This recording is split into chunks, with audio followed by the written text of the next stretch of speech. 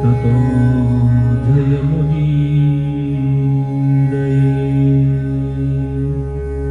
ॐ नमो भगवते वासुदेवाय।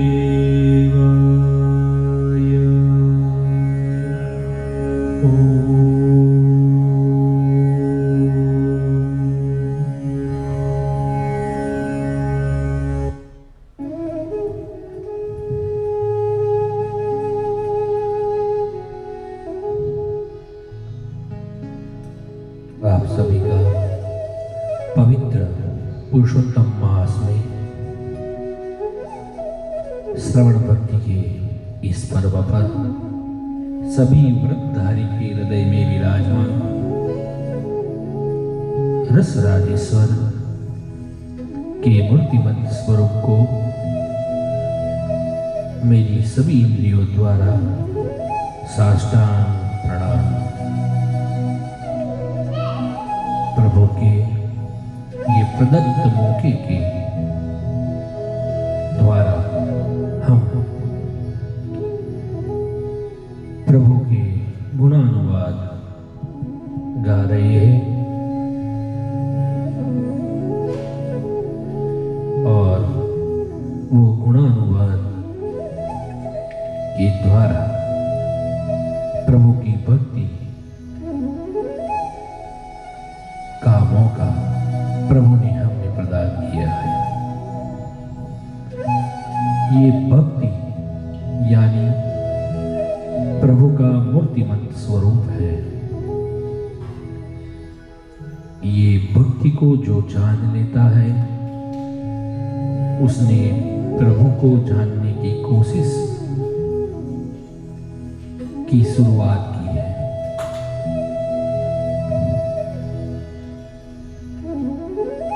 इस पुरुषोत्तम मास में हम प्रभु को मनाने की कोशिश में है और प्रभु ने ये अवसर हमें ऐसा प्रदान किया है जिसमें हम अपना व्यक्तित्व निखार सके।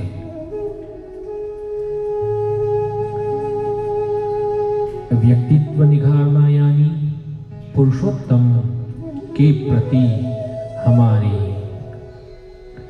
भावना प्रकट करना।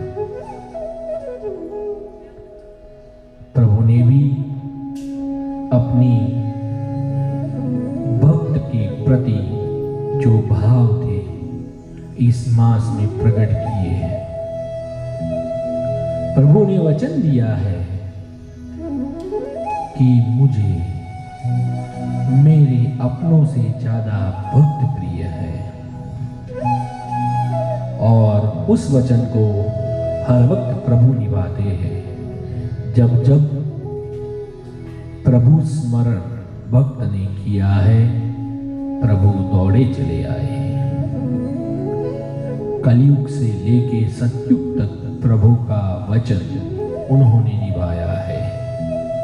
हम ध्रुव की बात करें, प्रहलाद की बात करें या फिर कलयुग में हुए नरसिंह मेहता जी की बात करें, हर वक्त प्रभु ने अपना वचन निभाया है और जिसने भी भक्ति मन और भावना से प्रकट की है प्रभु वहां पर मूर्तिमंत हुए हैं। यहां पर पवित्र पावन पुरुषोत्तम मास में सुत पुराणी जी और सौनकादि प्रभु के गुणानुवाद का यज्ञ कर रहे हैं और नारद जी नारायण मुनि भी प्रभु के गुणानुवाद का यज्ञ कर रहे हैं। उसमें स्वयं नारायण जी से नारद जी ने द्रुढ़धन्वा राजा का पूर्व वृत्तांत पूछा है और नारायण जी ने विस्तार से उनका पूर्व वृत्तांत बताया है। नारायण जी ने जो वृत्तांत विस्तार से बताया उसमें द्रुढ़धन्वा राजा को मन में चिंतन हुआ है कि ये मेरे परिवार में सुख संपत्ति इत्यादि विस्तार से है तो उसका मूलभूत कारण क्या है? ये मूलभूत कारण को मैं जानना चाहता हूं। और ये चिंतन में वो अपना कार्य कर रहे होते हैं। जंगल में गए और उसी समय एक तोते ने उनको ब्रह्म उपदेश प्रदान किया। वापस आए, चिंतन में मग्न है। उसी समय वाल्मीकि जी आए थे और वाल्मीकि जी ने दृढ़धन्वा राजा का पूर्व जन्म विस्तार से कहा है। वाल्मीकि जी कहते हैं कि हे दृढ़धन्वा राजा, आप सुदेव नामक ब्राह्मण थे और आपकी गौतमी नाम की पत्नी थी और आपने प्रभु को प्रसन्न किया था। प्रभु ने आपको वरदान में बेटा दिया था और उन्होंने एक भविष्यवाणी भी की थी कि आपका 7 जन्म तक कोई पुत्र सुख नहीं है। ये बात हमने आगे तक जानी। आज फिर से नारद जी और नारायण का संवाद है। नारद जी ने फिर से नारायण मुनि को पूछा है, हे नारायण जी, हे परम तपस्वी, मुझे ये दृढ़धन्वा नामक राजा का पूर्व वृत्तांत है वो आप बता रहे थे। मुझे ये सुदेव नामक ब्राह्मण का पूर्व जन्म जानने में उत्साह आया। मुझे विस्तार से बताइए। नारायण जी ने कहा, हे नारद जी, आप धन्य हैं। प्रभु कथा सुनने को आपके कर्ण लालायित है और इससे आप हर जन्म में प्रभु के शरण को प्राप्त करते हो। नारायण जी ने कहा, हे नारद जी, ये कथा जो सुनता है उसके सभी पाप नाश होते हैं। ऐसी शास्त्र में गिनी चुनी कथाएं हैं जिससे सुनने से पाप नष्ट होते हैं। इसमें से एक ये कथा है जो बृहद नारदीय पुराण के अंतर्गत आती है। नारायण जी स्वयं कहते हैं कि हे नारद जी, ये कथा का श्रवण करने से पाप नष्ट हो जाते हैं। नारद जी ने कहा, हे नारायण मुनि, विस्तार से हमें बताइए, इसमें सुदेव ब्राह्मण के यहाँ जो बेटे का वरदान मिला था उसके बाद क्या हुआ, हम जानना चाहते हैं। नारायण मुनि ने बताया, सुनिए नारद जी, वाल्मीकि जी और दृढ़धन्वा राजा पूर्व वृत्तांत जानने में बहुत ही उत्साहित है। कर्ण लगाकर वाल्मीकि मुनि के सामने बैठे हैं, नीचे बैठकर पूरी मति लगाकर और उत्साहपूर्वक अपना ही पूर्व वृत्तांत सुन रहे हैं। कई बार अपने दोष को ग्रहण करने में हमें दिक्कत होती है, लेकिन ये दृढ़धन्वा नामक राजा अपना ही पूर्व वृत्तांत में किए हुए जो दोष है उसको ग्रहण कर रहा है। वो राजा है और ये सत्य दोनों का वार्तालाप चल रहा है। वाल्मीकि जी बता रहे हैं, प्रभु के वचन के अनुसार सुदेव ब्राह्मण के यहाँ बेटे का जन्म हुआ था और सुखदेव उनका नाम भी रखा था। दिन बीतते जाते हैं। गौतमी उनकी जो पत्नी थी उन्होंने सांत्वना प्रदान की थी कि प्रभु ने जो वरदान प्रदान किया है साथों साथ ऐसा एक वाक्य भी प्रदान किया है कि 7 जन्म तक तुम्हें सुख नहीं है, पुत्र सुख नहीं है। और देवल ऋषि ने भी ये ब्रह्म वाक्य दिया था कि 12 साल बाद आपके बेटे की मृत्यु पानी पानी में डूब जाने से होगी। और ये बात सुनकर सुदेव और गौतमी दुखी हैं और मनोमन ये चिंतन कर रहे हैं कि दुख कैसे दूर हो जाए। और ये दुख दूर करने की चिंतन में प्रभु स्मरण हो रहा है। समय बीतता जा रहा है। बेटे का विदाद्य है, बेटे का नामकरण और भिन्न भिन्न कार्य यहाँ पर अपने जीवन में चल रहे हैं। और इस समय में सुदेव नामक ब्राह्मण अपना कर्म करने के लिए जंगल में जाते हैं। कुशा ग्रहण करने के लिए, फल ग्रहण करने के लिए ये राजा यानी दुर्धनवा राजा का पूर्व जन्म में जो सुदेव नामक ब्राह्मण थे वो जंगल में जाते हैं। और एक दिन ये सुखदेव नामक ब्राह्मण बालक अपने मित्रगण के साथ खेलने के लिए एक जलाशय में गया हुआ होता है। उस जलाशय में गर्मी का समय था। बच्चे लोग, ब्राह्मण बालक अपने अपने तरीके से खेलते थे। और विधाता ने जो अपने हस्ताक्षर उनके जीवन में लिखे थे उसके मुताबिक ये सुखदेव नामक ब्राह्मण का बालक उस जलाशय में खेलते खेलते बालकों के साथ जल की क्रीड़ा करता हुआ अपना श्वास अवरुद्ध कर लेता है। और अवरुद्ध किया हुआ श्वास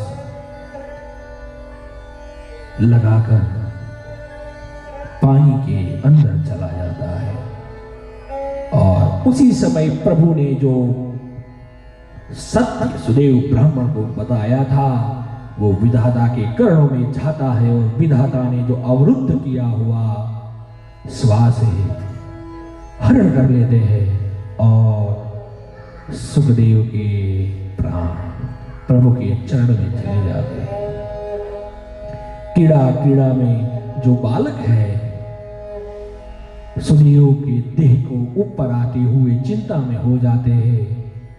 तुरंत ही दौड़कर गौतमी के आश्रम में आकर सुखदेव के मित्रगण उन्हें बताते हैं कि जलाशय में खेलते खेलते श्वास अवरुद्ध किए ये मेरे मित्र पानी के अंदर चले गए थे। और जब वापिस निकलने की कोशिश तब हमें ये देह प्राप्त हुआ। गौतमी ने जब ये देह त्याग की सूचना समाचार कान पर सुने उसी समय उनका शरीर जैसे कोई लकड़ी झाड़ पर टूटकर नीचे गिरती है उसी तरह जमीन पर गिरी और आक्रंद करने लगी। ओ पुत्र, ये क्या हुआ? शोकमग्न है, शरीर पूरा लकड़ी जैसा हो गया है। यहाँ पर देह त्याग तो पुत्र का हुआ है, लेकिन ये माता भी बहुत ही शोकग्रस्त है। पिता अपने नित्य कर्म में मग्न है। जंगल में समिधा कुश फल पुष्प लेने के लिए गए हैं।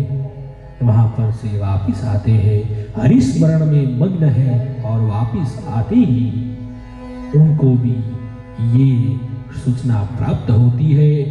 पुत्र का देह जमीन पर लेटा हुआ देखकर वो चिल्लाते हैं, बेटे, हे पुत्र, हे सुखदेव। और बाजू में गौतमी को सोता हुआ देख उन्हें भी अपने हृदय में हृदय द्रावक चिन्ह प्राप्त होते हैं। उनके मन में भी ये शंका होती है कि पुत्र का देह त्याग हुआ है। कई समय तक बेटे के हाथ में लेकर उनको जगाने की कोशिश कर रहे हैं। हे सुखदेव, हे वेदाध्ययनी, हे वेद पाठी, हे मित्र को पढ़ाने वाले मेरे बेटे, उठो। गौतमी शांत है। सुदेव प्रयत्न पूर्वक बेटे को उठाने की कोशिश कर रहे हैं। उसी समय गौतमी अपने पति सुदेव को आश्वासन देती हुई कहती है, हे पति देव, भाग्य का जो क्रम है वो आज सच हुआ है। प्रभु ने ये सुखदेव को उनके शरण में बुला दिया है। ये सुनते ही जैसे पुष्प डाली से अपना स्थान छोड़ देता है, वैसे ही ये सुदेव ब्राह्मण ने अपना शरीर छोड़ा और जमीन पर गिर गए और आक्रंद करने लगे। हे सुखदेव, जोर से चिल्लाए और सुखदेव के शरीर को पकड़कर चुम्बन करने लगे। बारी बारी से उसको पकड़कर हिलाने लगे और उसको जागृत करने की कोशिश में रोने लगे। हे सुखदेव, अब हमारा जीवन में क्या होगा? अब हम कैसे आगे बढ़ेंगे? पुत्र शोक में व्यग्र है, माता भी पुत्र शोक में व्यग्र है। दोनों लोग चिंता में व्यग्र। प्रभु की स्तुति उन्हें याद नहीं आती है और वो चिंता में व्यस्त है। चारों ओर दुखद वातावरण है। उन्हें कुछ खाना भी सूझता नहीं है, कुछ पीना भी सूझता नहीं है। और ये सुदेव और गौतमी ये सुखदेव के देह के बाजू में बैठे हुए हैं, चिंता में व्यग्र है। धीरे धीरे ये गौतमी शांत होती है और ये जो भाग्य में होना था उसके लिए ये सुदेव को सांत्वना देती हुई कहती है, हे सुदेव जी, आपके और मेरे भाग्य में पहले ही प्रभु ने कहा था कि 7 जन्म तक आपको पुत्र सुख नहीं है। फिर भी हमें और आपने प्रभु से बारी बारी पूछकर पुत्र की लालसा, पुत्र की याचना हमें की और ये दुख हमें प्राप्त हुआ। गौतमी ज्ञानी है और ये ज्ञान को ग्रहण करने में और देने में बहुत ही तजन्ना है। उसी समय ये सुदेव अपने आप को समझाता हुआ कहता है, सठो मदन्यो बदिता न कोपी यो देवकी सोन बचो विलंग्य पुतरे दुरांशा कृतवान भाग्यो लभे पको दुष्ट विनष्ट वस्तु। मैं इतना सठ हूँ, इतना मूढ़ हूँ और इतना मंदमती हूँ जो मैंने स्वयं देव की पुत्र की वाणी की अवहेलना की है।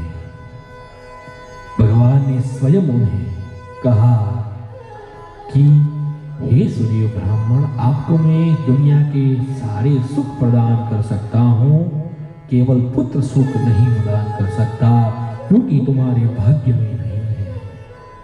और भाग्य में जो चीज आपकी नहीं होती है वो कभी प्राप्त नहीं होती है। और जो भाग्य के अधिक होकर प्राप्त करने की कोशिश करता है उसे हमेशा दुख प्राप्त होता है और दुख प्राप्त करते ही उसे जीवन यापन करना होता है। जिस किसी ने भी भाग्य की अवहेलना की है, अवगणना की है, उसे दुख ही प्राप्त हुआ है। और ये भाग्य हमारे कर्म से प्राप्त होता है। पहले भी हमने बात की थी, कर्म 3 प्रकार के होते हैं, संचित, क्रियमान और प्रारब्ध। इस पर से ही भाग्य हमारा निर्मित होता है। प्रभु के वचन को, गुरु के वचन को, तज्ज्ञ के वचन को यदि हम अवगणित करते हैं तो हमें दुख प्राप्त होता है। सुदेव ब्राह्मण अपने आप को ही कोसता है, कहता है, ये मैंने क्या किया, मैं सठ हूं, बुद्धि विहित हूं, इसलिए मुझे ये दुख प्राप्त हुआ है, अब मैं क्या करूं। इसलिए मेरे भाग्य में नहीं था तो भी मैंने ग्रहित किया और ये दुख मुझे प्राप्त हुआ। भाग्य में जो होता है वो कहीं ना कहीं से प्राप्त आपको हो ही जाता है। हमारे संसार में कई लोग ऐसे हैं भाग्य के आधार पर ही जीते हैं और कई लोग ऐसे हैं भाग्य के आधार पर कुछ कार्य ही नहीं करते हैं। यहाँ बात प्रभु ये बताते हैं कि आपको कार्य करना है, लेकिन आपका अधिकार केवल कार्य पर है। फल आपको किस तरीके का देना है वो ऊपर वाले के हाथ में है। यह सुदेव ब्राह्मण ने फल भी अपने अधिकार में मिले ऐसी स्थिति, ऐसी रचना करने की कोशिश की, वो दुखी हो गया। जीवन के ये सिद्धांत को जानने की पूरी तरह कोशिश करें और इस कोशिश में यदि हम बने रहते हैं तो प्रभु कृपा हमारे ऊपर बनी रहती है। और ये सुदेव और गौतमी जीवन पर्यंत क्या दुख प्राप्त करते रहे या न रहे, ये हम जानने की कोशिश करेंगे। पुरुषोत्तम इत्यादि मास हमारे जीवन में ये सब गुणों की वृद्धि के लिए ही आते हैं। आदि दैविक, आदि भौतिक और आध्यात्मिक 3 प्रकार की ताप की वृद्धि के लिए, और 3 प्रकार के ताप हमारे जीवन में से चले जाए, ये सब हमारे ताप है और ये ताप दूर हो जाए, इसलिए प्रभु हमें ये दृष्टांत प्रदान करते हैं। स्वयं प्रभु के हाथ में था और ना बोला, तब भी हमने ये मांगा तो हमें ये दुख होता है। सत्य को ग्रहण करने की शक्ति प्रभु प्रदान करे और सबके जीवन में सुख प्राप्त हो। ये इसलिए कहा कि पाप मोचन अध्याय है, पाप को हरण करने का अध्याय है, क्योंकि प्रभु जो देते हैं उसको ग्रहण करने की शक्ति आप में है तो आपके जीवन के सभी पाप दूर हो जाएंगे। इसलिए नारद जी को नारायण ने ये कहा, ये पाप हरण करने वाला अध्याय है। मन लगाकर यदि ये अध्याय सुना, प्रभु निश्चित आपके पाप हरण करेंगे। और ये पुरुषोत्तम मास में जो दान, यज्ञ, जप, तप, स्नान करते हैं, प्रभु के वचन के अनुसार कोटि सह पुण्य लाभ होता है और उससे विपरीत पाप कार्य करता है, उसका रौरव नरक में निवास होता है। गरुड़ पुराण में ये नरक बताए गए हैं और ये नरक में निश्चित जाना होता है और हमें प्राप्त होता है। प्रभु के चरण में हम प्रार्थना करते हैं, हे प्रभु हमारे दुख हरण करें और आपके शरण में हमारा निवास हो, हमारी पाप मुक्ति हो और सुदेव और गौतमी को जैसा दुख प्राप्त हुआ ऐसा दुख हमारे जीवन में ना आए। आपने जो दिया है उसी में हम सब खुश हैं और हमेशा उसी में खुश रहने की शक्ति प्रदान दे।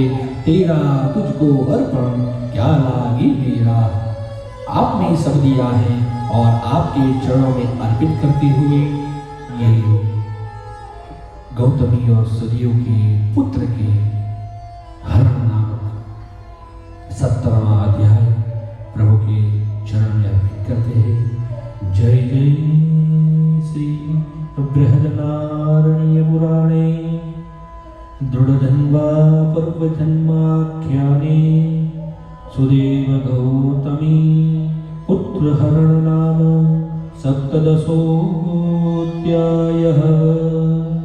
श्री कृष्ण चरण कमलमर्पितमस्तु। पुरुषोत्तम भगवान